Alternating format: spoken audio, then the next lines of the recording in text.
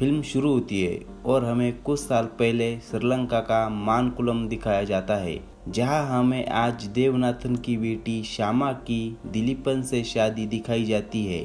जहां श्यामा का छोटा भाई पशुपति आकर श्यामा को दूल्हा कैसा है यह पूछता है, क्योंकि उसी ने उसे श्यामा के लिए पसंद किया था।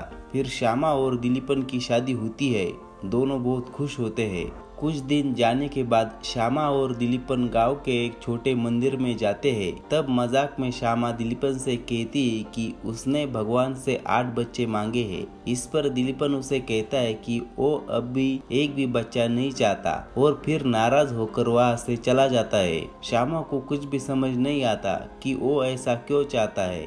वो ऐसा इसलिए करता है क्योंकि तमिल लोगों के लिए वहाँ के हालात उस वक्त अच्छे नहीं थे और दिलीपन भी अपने तमिल भाइयों के साथ साथ अपनी हक के लिए श्रीलंकन गवर्नमेंट के खिलाफ लड़ रहा था।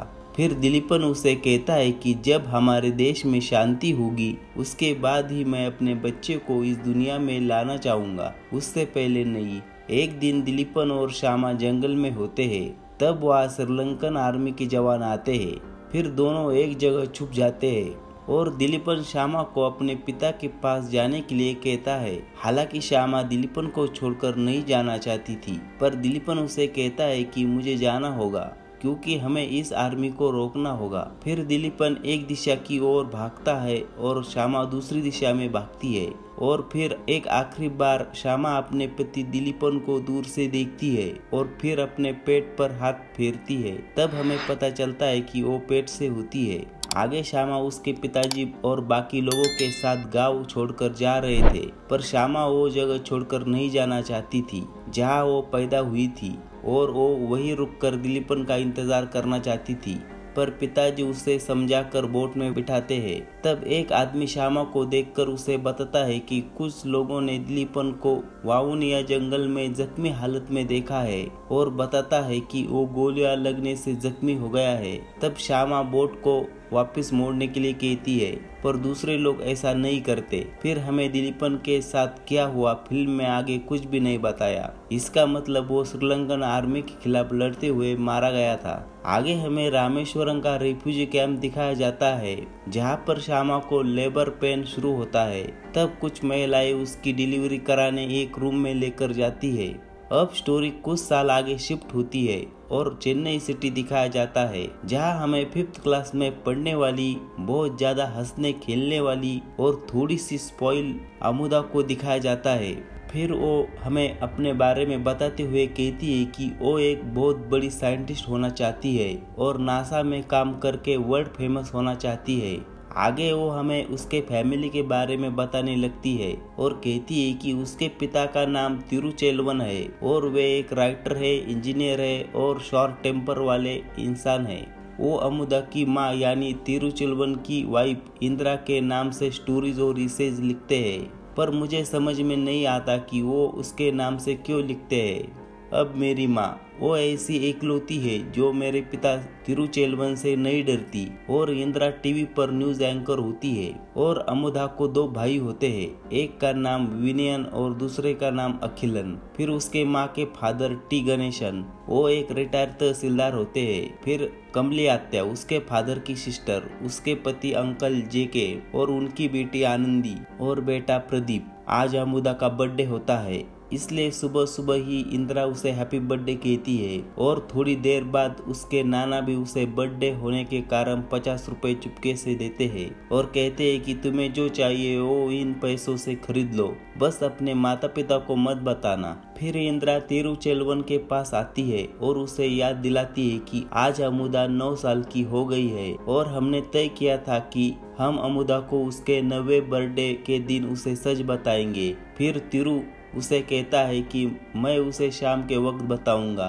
फिर वे पास के एक मंदिर में जाते हैं और फिर वहां से तिरुचेल्वन अमुदा को समुद्र के किनारे लेकर जाता है, पर उसके साथ इंदिरा नहीं जाती क्योंकि उसके पास उतना करेज नहीं होता कि वो अमुदा को सच बताने के बाद उसे फेस कर सके। फिर जब दोनों बीच पर होते हैं तब तिरु अमुदा को बताता है कि तुम हमारी बेटी नहीं हो, हमने तुम्हें एक अनाथालय से गोद लिया था। शुरू में तो अमुदा को इस पर विश्वास ही नहीं होता और अमुदा सिर्फ 9 साल की ही होती है उसमें अभी तक उतनी समझ नहीं होती है। जब उसे बताया जाता है कि विनयन और अखिल तिरु और इंदिरा के बेटे हैं और वो उनकी नहीं है, तब उसे बहुत बुरा लगता है और उसके आंखों में पानी आता है और फिर वो वहां से भागती है और आगे जाकर गिर जाती है। तब तिरु उसे उठाकर घर लेकर आता है।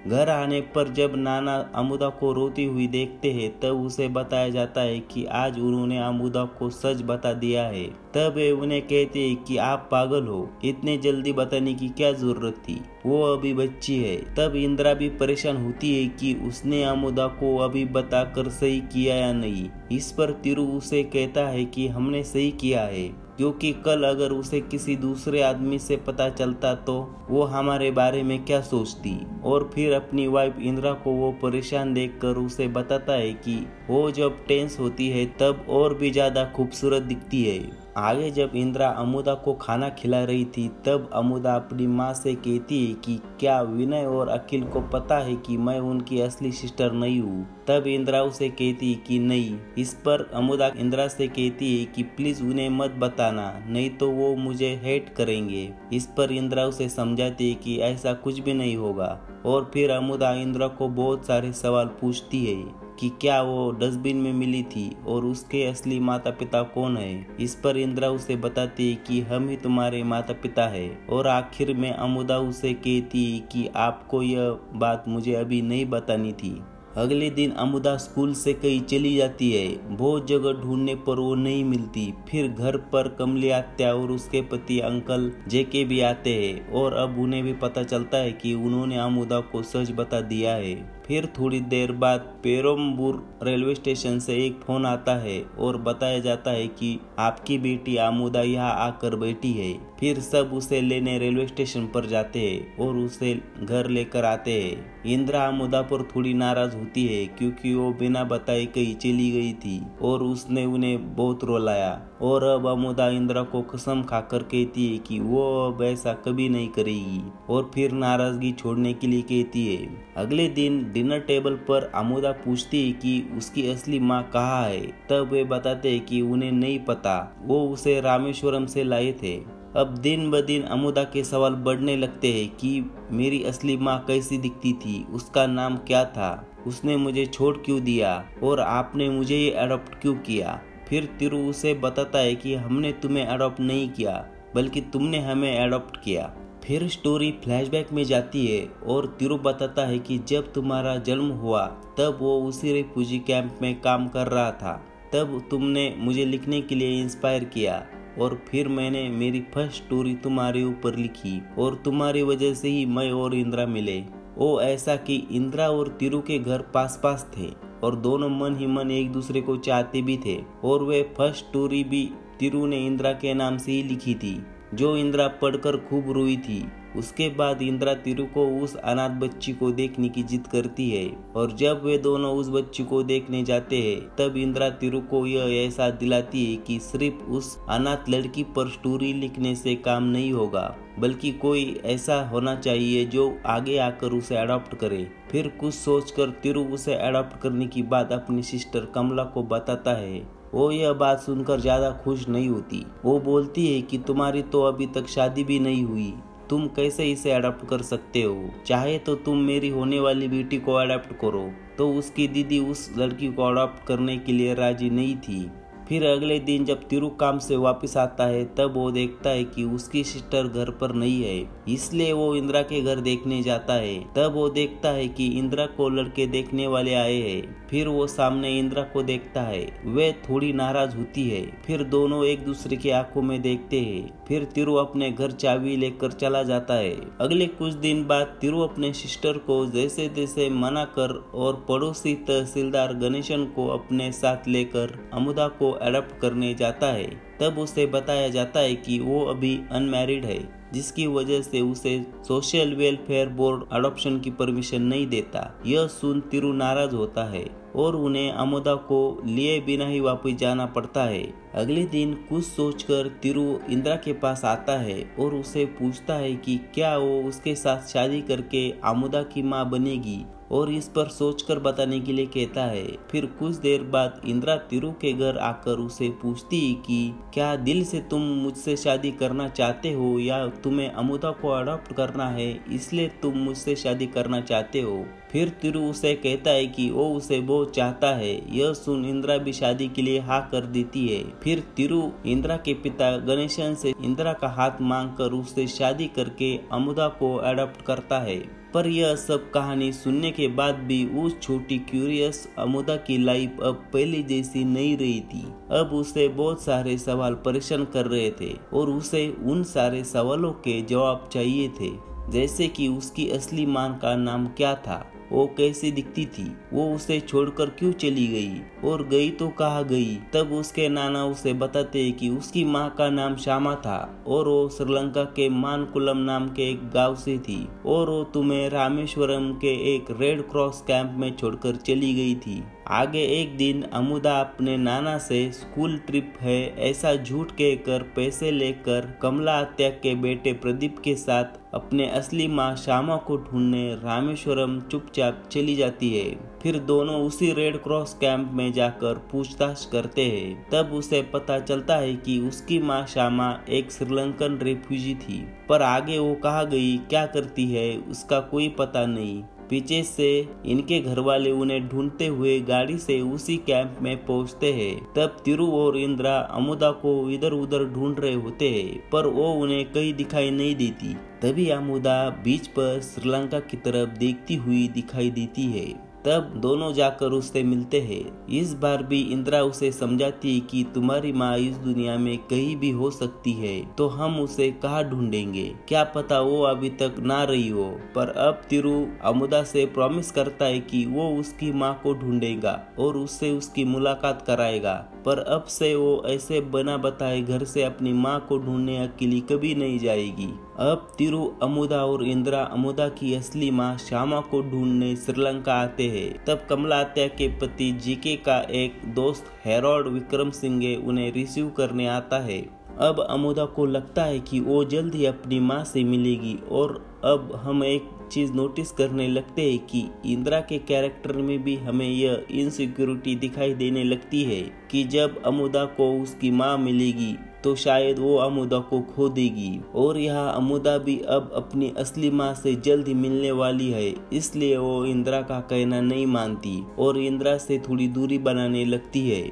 ऐसे ही एक दिन वो खुशी में कपड़े इधर उधर फेंक रही होती है। तब इंदिरा उसे ऐसा ना करने के लिए कहती है और अपनी माँ की बात सुनने के लिए कहती है। इस पर अमुदा उसे कहती है कि वो उसकी माँ नहीं है। तब गुस्से में इंदिरा उसे एक चाटा मारती है। फिर अमुदा रोती हुई तिरु के पास आती है। मुझे मेरे असली माँ के पास जल्द से जल्द जाना है ऐसा कहती है और पूछती है कि मैं अपने असली माँ से कब मिलूंगी। यह माँ मुझे प्यार नहीं करती और मुझे मारती है। अगले दिन तिरु एक कार्यक्रम में जाता है जहाँ उसे एक भाषण देना था। तब अमुदा पास के एक गार्डन में जाती है और उसे वहाँ एक अपाहिज आदमी व्हीलचेयर पर बैठा दिखाई देता है।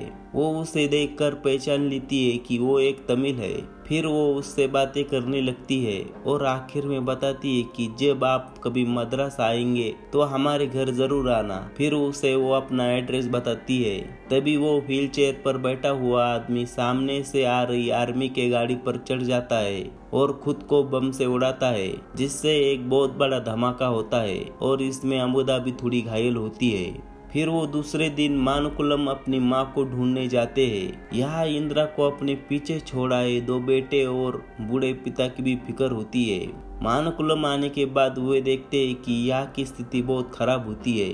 यहाँ के तमिल लोगों को यहाँ की श्रीलंकन सरकार उन्हें उनके मर्जी के खिलाफ बेदखल कर रही थी। फिर भी कुछ लोग वो जगह छोड़कर जाने के लिए तैयार नहीं थे।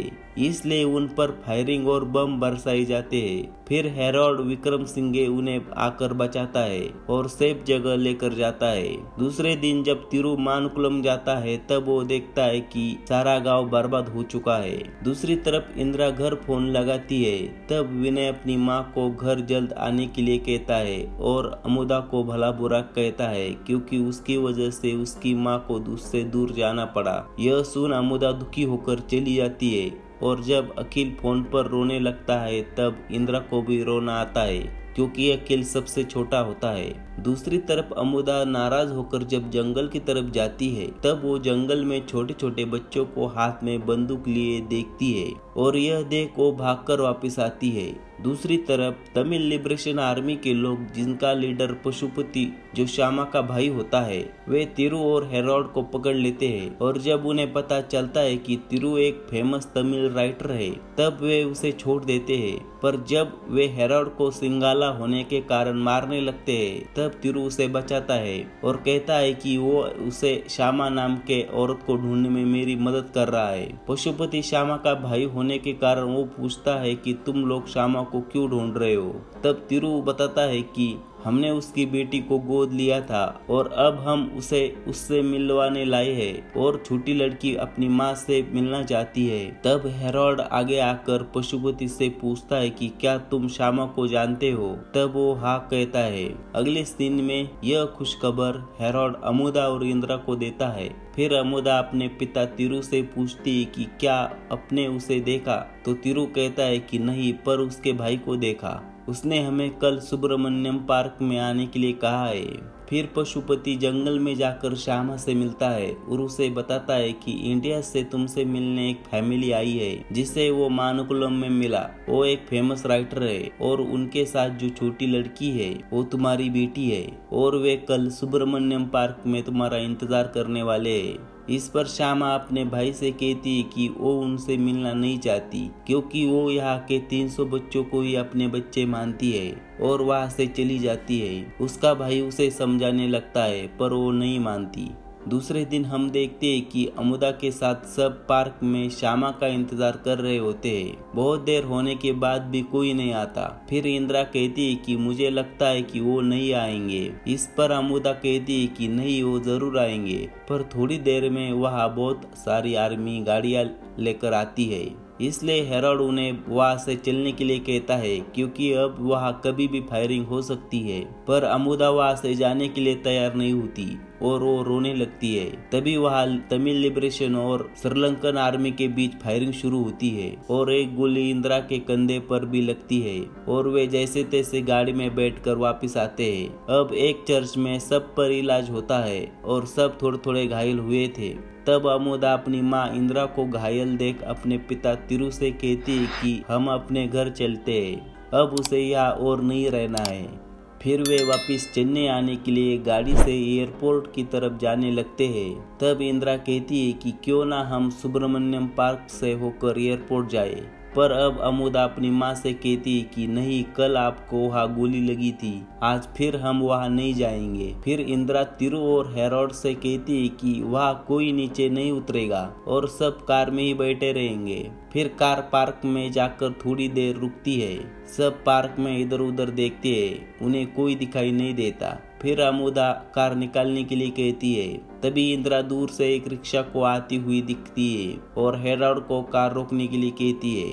वे देखते हैं कि रिक्शा से पशुपति पहले नीचे उतरता है और फिर श्यामा। दूर से ही अमुदा और श्यामा एक दूसरे को देखते हुए आगे बढ़ते हैं। फिर हेरोड आगे आकर श्यामा को तिरु, इंदिरा और आखिर में अमुदा से इंट्रोड्यूस कराता है। फिर अमुदा बस अपनी असली माँ श्यामा को घूरते रहती है। तब इंदिरा श्यामा को कहती है कि क्यों ना हम थोड़ी देर बेंच पर बैठ जाए और फिर बताती है कि अमुदा ने आपके लिए कुछ लाया है। फिर अमुदा बताती है कि यह मेरा एल्बम है, इसमें मेरे बचपन के फोटोज है, मेरी लिखी हुई कविता है, मुझे मिले हुए प्राइज के फोटो है, कमल हसन, AR रहमान जी के साथ फोटो है। पर श्यामा उस एल्बम को खोलकर नहीं देखना चाहती। फिर इंदिरा श्यामा को बताती है कि अमुदा के कुछ सवाल है जो वो आपसे पूछना चाहती है। फिर अमुदा उसे पूछने लगती है कि आप मुझे छोड़कर क्यों चली गई। तब वो कहती है कि मैं नहीं चाहती थी, पर सिचुएशन ही ऐसी थी कि मुझे जाना पड़ा। अमुदा दूसरा सवाल पूछती कि मेरे पिता कौन थे, क्या मैं उन्हें देख सकती हूँ, पर इस पर श्यामा कुछ भी नहीं बोलती। आगे अमुदा उसे और सवाल पूछती है, जैसे जब मैं पैदा हुई थी तब आपने मुझे गोद लिया था या नहीं। इस पर श्यामा उसे कहती है कि मैंने बस एक बार तुझे छुआ था और कुछ नहीं। अमुदा उन सवालों से यह जानना चाहती थी कि श्यामा अपनी बेटी अमुदा से प्यार करती थी या नहीं, पर अमुदा देखती है कि श्यामा कुछ ठीक से जवाब नहीं दे रही है और वो ऐसे बता रही है जैसे उसे अमुदा से कोई लगाव नहीं था। यह देख अमुदा नाराज होती है, क्योंकि वह छोटी लड़की होने के कारण उसे समझ में नहीं आता कि वो ऐसा क्यों बिहेव कर रही है। और जब इंदिरा अमुदा को आगे लिस्ट में से सवाल पूछने के लिए कहती है, तब वो श्यामा का रूखा रूखापन देख आगे के सवाल ना पूछने की तय करती है। अपनी बेटी अमुदा को ऐसा देख तिरु के आंखों में आंसू आते हैं। तब इंदिरा श्यामा को कहती है कि अब तो तुम इसे अपनी गोद में ले सकती हो। और फिर अमुदा भी अपनी माँ की तरफ इस उम्मीद से देखती है कि वो उसे अपने पास ले, पर अभी भी श्यामा उसे अपने पास नहीं लेती, क्योंकि उसे अब अटैचमेंट नहीं चाहिए थी। पर आखिर में इस सबसे पहले वो एक माँ होती है, इसलिए वो अमुदा को अपनी गोद में लेती है और रोने लगती है। तभी वहाँ बारिश शुरू होने लगती है और अमुदा और श्यामा भीगने लगते हैं। तब तिरु जल्द से उनके ऊपर छाता पकड़ता है और इंदिरा को भी उस छाते के नीचे लेता है। फिर अमुदा इंदिरा से कहती है कि इन्हें कहे कि वो हमारे साथ हमारे घर मद्रास चले। फिर वो अपने पिता तिरु से भी कहती है कि अप्पा आप इसे कहे कि वो हमारे साथ चले। फिर वो अमुदा को कहती है कि वो उनके साथ नहीं आ सकती, उसे यहाँ काम है। और फिर वो इंदिरा और तिरु को थैंक्स कहती है कि उसने बड़े अच्छे तरीके से उसकी परवरिश की है। और जब आखिर में श्यामा वहाँ से जाने लगती है, तब अमुदा उसे कहती है कि या तो आप हमारे साथ चलो या फिर मुझे आपके साथ ले चलो। श्यामा चाहती तो अमुदा को अपने साथ ले जा सकती थी, पर वो जानती थी कि वो अभी ऐसी परिस्थिति में उसे एक अच्छी लाइफ नहीं दे सकती। फिर श्यामा उसे कहती है कि अब यही तुम्हारे माँ बाप है, जब इस देश में शांति होगी तब तुम मुझसे मिलने आना। फिर वो बोलती है कि पर ऐसा कब होगा। तब श्यामा वहाँ से जाने लगती है। तब अमुदा उसे अम्मा कहकर पुकारती है।